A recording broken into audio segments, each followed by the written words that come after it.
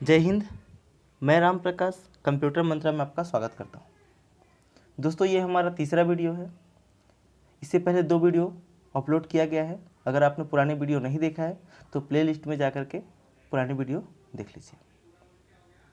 आज हम इस वीडियो में देखेंगे कंप्यूटर का विकास अर्थात डेवलपमेंट ऑफ कंप्यूटर। कंप्यूटर का विकास कैसे हुआ।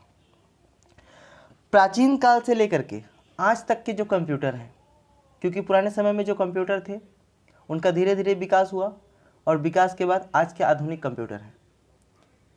इन विकास का क्रम एक बहुत लंबा समय है। धीरे धीरे इनका विकास होते गया और आज के कंप्यूटर बनने लगे। इसकी शुरुआत मनुष्य पहले गणना करने के लिए, कैलकुलेशन करने के लिए पत्तों का यूज़ किया करता था। पेड़ की टहनियों को तोड़कर वो उसका यूज़ करता था, क्योंकि प्राचीन काल में जो आदि मानव थे वे पशुपालन किया करते थे और वे अपने पशुओं को गणना करने के लिए, अपने पशुओं को काउंट करने के लिए इन पत्थरों का यूज़ करते थे, क्योंकि उन्हें गणना करना तो आता नहीं था। वे सिंबॉलिक फॉर्म पे सिंबल्स का यूज़ करके, सिंबल बना करके वो गणना करते थे। कंप्यूटर की शुरुआत 19वीं शताब्दी में अंग्रेजी और गणित के प्रोफेसर चार्ल्स बेबेज के साथ हुई। इन्होंने एनालिटिकल इंजन का डिज़ाइन किया और इसी डिज़ाइन के कारण आज के आधुनिक कंप्यूटर का मूल ढांचा बनना स्टार्ट हुआ। यूँ कहें कि कंप्यूटर की जो मूल ढांचा है, बेसिक जो संरचना है, वो इसी एनालिटिकल इंजन से प्रारंभ हुआ। कंप्यूटर शब्द की उत्पत्ति अंग्रेजी भाषा के कंप्यूट शब्द से हुआ है, जिसका शाब्दिक अर्थ होता है गणना करना, कैलकुलेशन करना। अतः कंप्यूटर का विकास गणितीय गणनाओं को करने के लिए किया जाता है। हमको कंप्यूटर की आवश्यकता कैलकुलेशन करने के लिए हुई, इसलिए हम कंप्यूटर का विकास किया। हमने कंप्यूटर डेवलप किया। कंप्यूटर का इतिहास लगभग 3000 वर्ष पुराना है, जब चीन में कैलकुलेशन मशीन अबेकस का निर्माण हुआ। सबसे पहला जो कैलकुलेशन मशीन बना वो चीन में अबेकस नाम का मशीन बना। यहीं से कैलकुलेशन मशीन की शुरुआत हुई, यहीं से कंप्यूटर बनना प्रारंभ हुआ।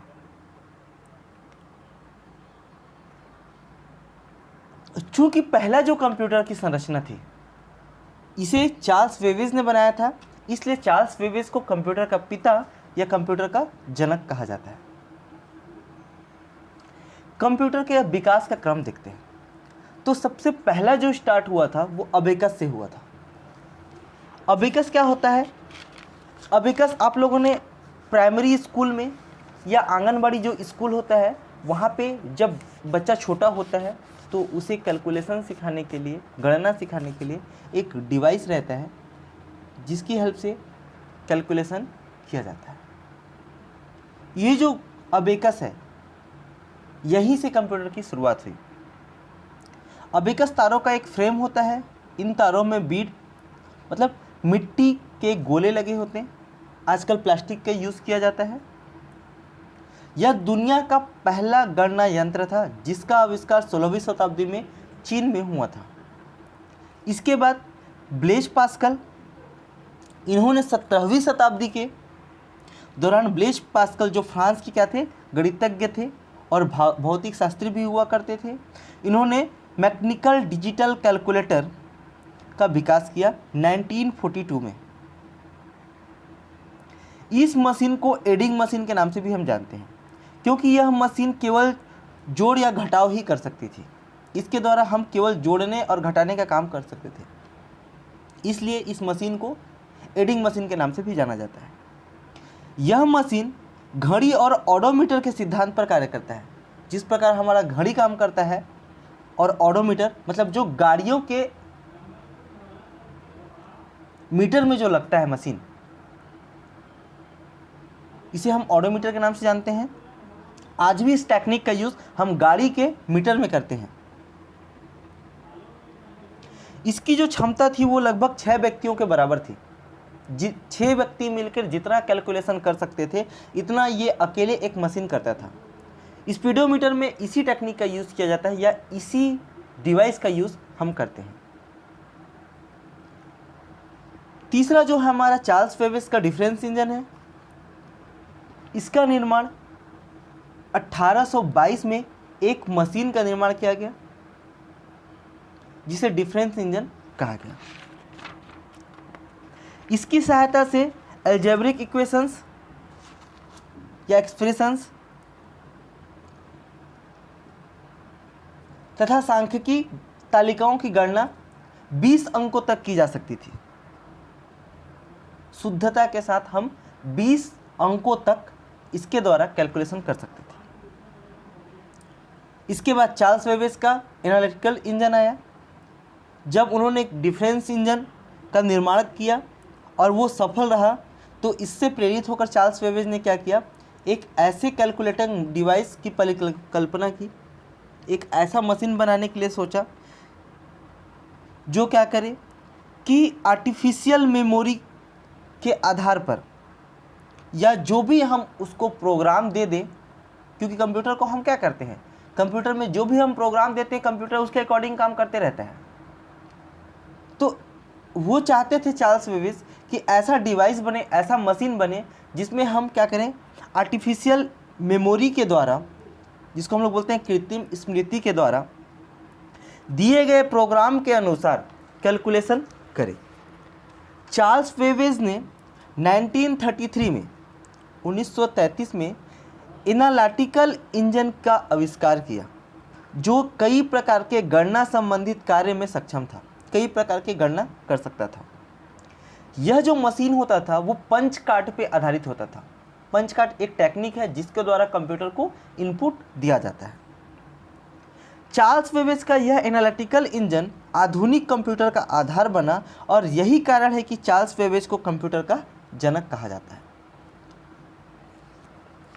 जब एनालिटिकल इंजन बना तो शुरू में इसे बेकार समझा गया, क्योंकि शुरू में जो लोग थे वे इसे फालतू समझते थे तथा इनकी उपेक्षा की गई। परंतु एक लेडी थी एडा अगस्टा, इन्होंने क्या किया, इस एनालिटिकल इंजन में जो हम कैलकुलेशन करने के लिए इंस्ट्रक्शंस देते हैं उसके लिए इन्होंने क्या किया, प्रोग्रामिंग किया, प्रोग्राम बनाया। इसलिए इसे इन्हें विश्व का पहला प्रोग्रामर होने का श्रेय दिया जाता है। विश्व का पहला प्रोग्रामर लेडी एडा अंगस्टा को कहा जाता है और इनके सम्मान के लिए एक प्रोग्रामिंग भाषा का नाम, एक प्रोग्रामिंग लैंग्वेज का नाम एडा रखा गया। इसके पश्चात हेलेरिथ सेंसर टेबुलेटर ने एक मशीन बनाया। ये अमेरिका के वैज्ञानिक थे। इन्होंने 1880 में इलेक्ट्रिकल टेबलेटिंग मशीन बनाई जिसका उपयोग 1890 की जनगणना के लिए किया गया। इसके पश्चात हार्वर्ड आइकेन का मार्क 1 कंप्यूटर बना। इन्होंने 1940 में इलेक्ट्रोमैकेनिकल कंप्यूटर डेवलप किया। इनके डेवलपमेंट में IBM के 4 इंजीनियर तथा हार्वर्ड आइकेन ने 1944 में एक मशीन विकसित किया जिसका नाम क्या था, ऑटोमेटिक सीक्वेंस कंट्रोल कैलकुलेटर, और बाद में इसी डिवाइस का नाम बदल करके मार्क 1 रखा गया। यह विश्व का पहला इलेक्ट्रोमैकेनिकल कंप्यूटर था, विद्युत यांत्रिक कंप्यूटर था। इसके बाद कंप्यूटर का विकास चलता रहा और ABC नाम का एक कंप्यूटर बना, एक मशीन बना। कंप्यूटर तो नहीं कहेंगे पर एक मशीन कह सकते हैं। 1945 में एटानासोफ ने एक इलेक्ट्रॉनिक मशीन को विकसित किया जिसका नाम ABC रखा गया। ABC का फुल फॉर्म क्या होता है, एटानासोफ बेरी कंप्यूटर। इसको शॉर्ट में हम ABC के नाम से जानते हैं। यह सबसे पहला इलेक्ट्रॉनिक कंप्यूटर था। इलेक्ट्रॉनिक कंप्यूटर का श्रेय ABC को दिया जाता है। यहीं से कंप्यूटर का स्टार्ट हुआ। फिर धीरे धीरे कंप्यूटर में विकास होता रहा और आज के आधुनिक कंप्यूटर का निर्माण हुआ। इस कंप्यूटर के जो विकास है, जब किसी कंप्यूटर में कोई नया चेंज होता है या कोई नया चीज़ डेवलप किया जाता है, तब हम इसे एक जनरेशन के कैटेगरी में रख देते हैं। इसी तरह प्राचीन कंप्यूटर से लेकर के आज के आधुनिक कंप्यूटर तक की कैटेगरी में हम इसे 5 कैटेगरी में बांट देते हैं, जिसमें प्रथम generation, second generation, third generation, fourth generation और फिफ्थ जनरेशन की कैटेगरी में इसको रखते हैं। कंप्यूटर के विकास के क्रम को समझने के लिए इन्हीं 5 पीढ़ियों को समझा जाएगा, या इन्हीं 5 पीढ़ियों से होकर के आज के आधुनिक कंप्यूटर का निर्माण हुआ है। कंप्यूटर के सिद्धांत या उसके किसी भाग के नवीन रूप में जो विकास या जो नई चेंजेस होती हैं, इसी के आधार पर हम एक नई पीढ़ी की शुरुआत करते हैं। तो एक एक करके हम देखते हैं। फर्स्ट जनरेशन, देखिए इसमें जो सन है, किसी किसी बुक में आपको कुछ और दिखेगा, किसी बुक में आपको कुछ और दिखेगा। तो सन में मतभेद है, इसलिए अलग अलग राइटर अलग अलग सन लेते हैं। और एग्ज़ाम में कभी सन आपसे नहीं पूछा जाता कि कंप्यूटर के फर्स्ट जनरेशन की शुरुआत कब हुई, कि सेकेंड जनरेशन की शुरुआत कब हुई। इसमें जो मेन होता है वो ये पूछा जाता है कि इस जनरेशन में क्या यूज़ किया गया, क्या प्रयोग किया गया। तो सन का कोई विशेष महत्व नहीं है, सन हर राइटर अपने अपने अकॉर्डिंग लेते हैं। चलिए हम लोग देखते हैं प्रथम जनरेशन या फर्स्ट पीढ़ी का कंप्यूटर, फर्स्ट जनरेशन। इसकी शुरुआत 1946 से लेकर के 1956 तक के जो कंप्यूटर थे, इन कंप्यूटर को हम फर्स्ट जनरेशन की कैटेगरी में रखते हैं। इसकी शुरुआत एनियक नामक कंप्यूटर से हुई, जिसका आविष्कार एकट और मुचली नामक 2 वैज्ञानिक ने किया था। इस पीढ़ी के जो कंप्यूटर थे, इन कंप्यूटर में वैक्यूम ट्यूब का यूज़ किया जाता था। जैसे हम आज प्रोसेसर के रूप में प्रोसेसिंग के लिए प्रोसेसर का यूज़ करते हैं, जो इंटेल का बना होता है।